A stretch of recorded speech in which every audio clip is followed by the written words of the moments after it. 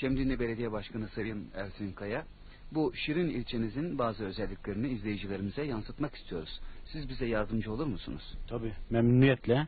Şimdi Şemdinli'nin ilk baştaki özelliğini işte şöyle açıklayayım. Şemdinli Türkiye'nin en ücra köşesinde olmasına rağmen Şemdinli'de halk gayet uygar bir biçimde yetişmiştir. Şemdinli'de hırsızlık denilen hiçbir vaka bugüne kadar olmamıştır. Olay olmaz.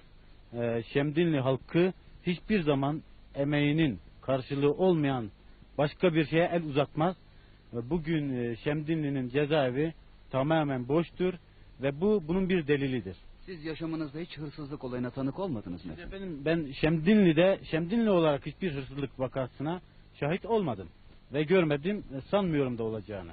Yollarda dükkanlar kapalı olduğu anlarda, örneğin şimdi çuvalların dükkanların önüne bırakılmış olduğunu görüyoruz. Efendim, bu gördüğünüz çuvallar hep dükkanların önünde kalır ve bu çuvallar şahsen mesela bir ay, 2 sene kalsa hiçbir kimse bir teline zarar vermez bunların efendim. Sayın Kaya, acaba niçin hırsızlık olayları gerçekleşmiyor Şemdinli'de? Kendi örf ve adetlerinden geldiğine inanmaktayım ben bunun. Ve gerek de duymamaktadır.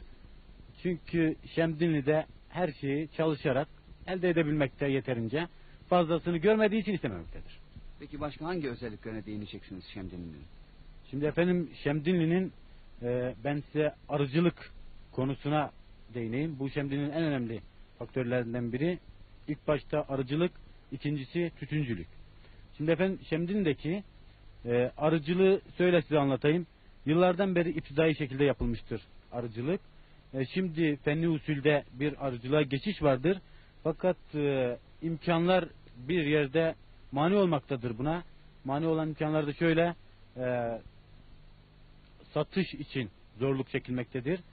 Bu yanı başımızdaki İran'da balımızın bir tenekesi 3.000-4.000 lira ederken Şemdinli'de 1000-1500 liraya piyasa bulamamaktayız.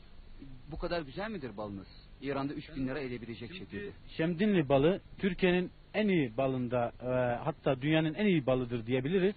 Bu da Şemdinli'nin bitki örtüsünün değişik olmasına bağlıdır. Bundan ileri gelmektedir. Ve bu balımız bütün hastalıklarda ilaç olarak kullanılmaktadır Şemdinli'de. Tabi yolu, suyu, elektriği, doktoru, ilacı olmayan yerde tek ilaç diyebilirim ki baldır. Bu konuda balımız çok kıymetlidir. Her türlü hastalıkta kullanıyor musunuz? Efendim, göz ağrısından, baş ağrısından, neden derseniz kırık, çıkık her şeyde bal kullanılır. Ve çok zamanda diyebilirim ki başarılıdır efendim. Bunda suni bir elde etme yöntemi kullanılıyor mu? Katiyetle efendim, Şemdinli'de bal yalnız öz baldır.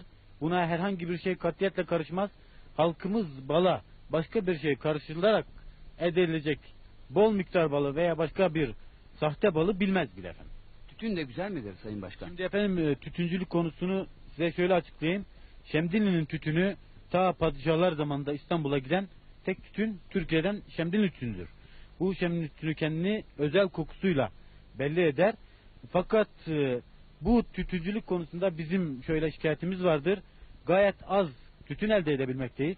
Bunun da sebebi olarak Şemdinli'deki sulama imkanlarının olmayışıdır.